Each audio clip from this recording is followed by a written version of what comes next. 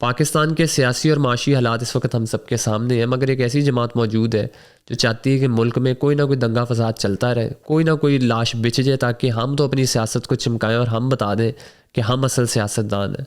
मगर इस जमात ने पार्लियामेंट में नहीं बैठना, इस जमात ने सड़कों पर रहना है। सड़कों पर बैठ के इन्होंने सारा रोना अपना रोना है कि हमारे साथ इंतखाबात में भी धांधली हो गई, हमारे साथ वैसे भी ज़्यादती हो गई। अगर हुकूमत में होते हैं तो फिर इनको सारी अपोजिशन इतनी बुरी लगती है कि जिसकी हद कोई नहीं, फिर ये कहते हैं कि सारों को जेलों में होना चाहिए, बस हम ही बाहर अच्छे लग रहे हैं। मगर जिस वक्त ये सारे जेलों में बंद होते हैं, गलत होते हैं, ये नैप को इस्तेमाल करके या दीगर इदारों को इस्तेमाल करके इस तरह किसी एक बंदे की टुकाई नहीं होनी चाहिए, लेकिन फिर ये चीखें मारते हैं, इनके आंसू बहते हैं, बात करते हैं कि हमारे ख़िलाफ़ अमरीकी साजिश हुई, वहाँ जाके बैठते हैं, वहाँ जाके सारे ह्यूमन राइट्स को ख़त लिख रहे होते हैं और यहाँ आके चीखें मारते हैं कि हमारे साथ ज़्यादती हो गई। इनकी फरमाइशों पे जिस तरीके से ख्वाजा आसिफ और अपना राना सनाउल्लाह और दीगर लोगों के ख़िलाफ़ जो केसेस बने, उनकी गिरफ्तारियाँ हुई, उस पर ही आकर बाकायदा बैठ कर ज़ोरों शोर से प्रेस कॉन्फ्रेंस किया करते थे और बताया करते थे कि हमारे पास तो सबूत मौजूद हैं, जो हो रहा है मेरिट पर हो रहा है, किसी किस्म का कोई पॉलिटिकल इन्फ्लुएंस नहीं है, कोई पॉलिटिकल केस नहीं है, ये लोग झूठ बोल रहे हैं। फिर वो शहरयार अफरीदी साहब हैं जिन्होंने जान अल्लाह को देनी थी, वो कस्में खाते थे, दावे करते थे और फिर कहते थे कि मेरे पास वीडियो शायद मौजूद है, वो आज तक वीडियो कभी किसी ने देखी ही नहीं है। तो इस सब के अलावा शेर अफजल मरवत है, कभी कभी तहरीक इंसाफ को वो हीरो लगता है, बैरिस्टर गोहर है वो बुज़दिल लगता है क्योंकि वो बदतमीज़ी नहीं करता।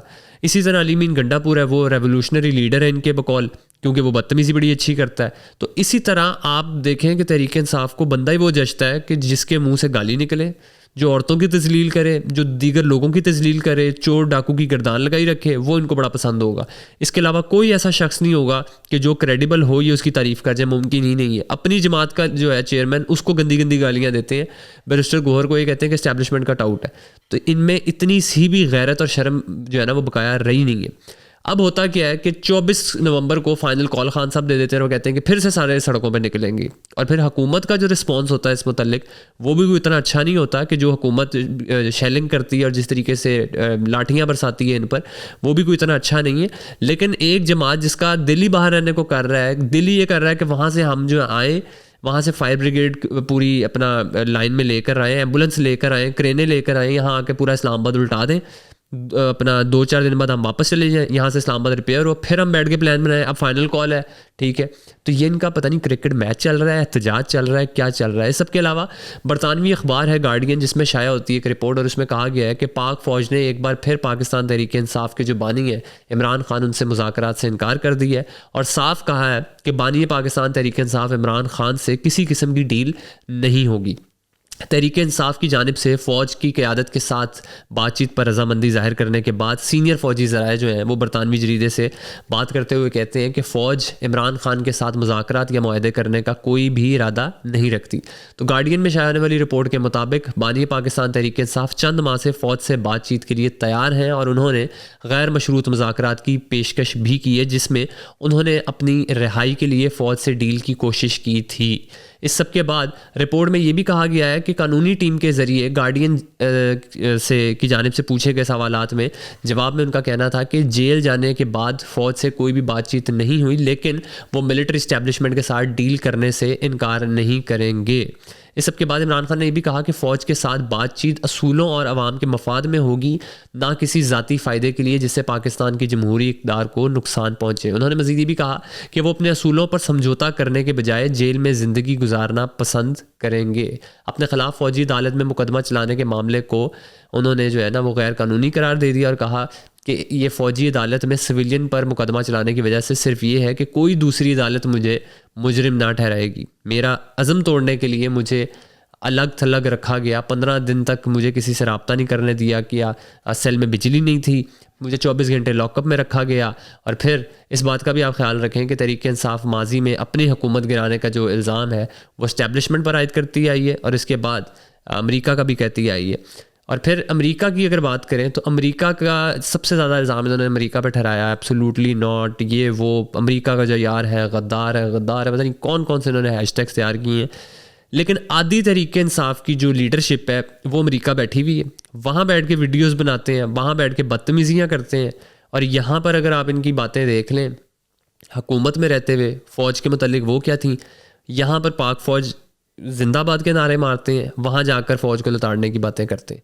तो यहाँ पर रहते हुए इनमें इतनी हिम्मत नहीं है कि यहाँ बैठ के दिलेरी से बात करें और बताएं कि किसने हमारी हुकूमत गिराई, किस तरह हम आए थे हुकूमत में आना किस तरह ये नहीं बताना, बस हुकूमत से गए किस तरह, इसका जो है ना ढिंडोरा इन्होंने पीटते रहना है। तो अमेरिका पर इल्ज़ाम डालते हैं और बाद में उधर बैठ के ह्यूमन राइट्स को ख़त लिखते हैं। डोनाल्ड ट्रंप आता है तो फिर छलांगे मारते हैं कि खान साहब को वो छुड़ा लेगा। भाई किस तरह छुड़ा लेगा? ये इनकी क्रेडिबिलिटी है। और ये बैठकर जिस तरीके से एक दूसरे को गालम गलोच कर रहे होते हैं, पूरी तहरीक इंसाफ इनकी जो अभी रिसेंट इनका इस्लामाबाद में प्रोटेस्ट था, पूरी तहरीक इंसाफ की लीडरशिप गायब थी। हमाद अज़हर साहब गायब थे, उमर अयूब साहब गायब थे, शिबली फराज साहब गायब थे, सारे गायब थे। और ये घरों से अपनी अपनी वीडियोस बना रहे हैं कि आप लोग बाहर निकलें। ना ये खुद मौजूद, ना इनके अपने बच्चे मौजूद, बस दूसरों के बच्चे मरवाने में इनका हाथ सबसे ऊपर है। अपने बच्चे इन सब के चार दीवारी में महफूज हैं, किसी को कुछ नहीं होना। मरना गरीब का बच्चा ही है, और वो गरीब का बच्चा आज से नहीं 2014 से मरता आ रहा है। तमाम तर जितनी सियासी जमातें हैं उनके साथ यही सलूक हुआ है, उनके कारकुनों के साथ, कि उन्होंने सिर्फ लाशें बिछाई हैं, अपनी सियासत चमकाई है, किसी ने कुछ नहीं किया। और ये जितने इस वक्त सियासी लीडरान हैं इन्होंने बाहर आ जाना जेलों से। और जो बेचारे जिसने सारी ज़िंदगी जो है ना वो चक्कियाँ पीसनी है ना, वो गरीब के बच्चे ने पीसनी है, क्योंकि उसको कोई प्रोटोकॉल नहीं मिलना, ना उसको वहाँ पर मटन दुम्बे और वो देसी चिकन के शोरबे मिलने हैं, ना उसको ड्राई फ्रूट मिलना है, ना उसको फल मिलना है, ना कोकोनट वाटर मिलना है, तो ना ही उसको जिम के लिए, एक्सरसाइज के लिए जो है ना वो किसी किस्म की मशीन मिल रही है। इस सब के बाद बुशरा बीबी की जो है वो एंट्री सियासत में होती है। और फिर तहरीक इंसाफ के ज़राए के मुताबिक बुशरा बीबी जो है वो 24 नवंबर के एहतजाज में अपने हर हलके से उन्होंने जो है MNAs उनको 10,000 पर MPA जो है उसको 5,000 अफराद लाने का कहा, MNA को 10,000 लाने का कहा है। और ये सख्ती से उन्होंने हदायत जारी की हैं। और फिर ज़रा ये भी बताते हैं कि बुशरा बीबी ने कहा है कि जो MNA या MPA जो है अपने साथ लोग नहीं लाएगा, इसे पार्टी से बाहर कर दिया जाएगा। और जो पार्टी रहनुमा MNA या MPA एहतजाज से पहले गिरफ्तार हुआ वो भी पार्टी से बाहर समझा जाएगा।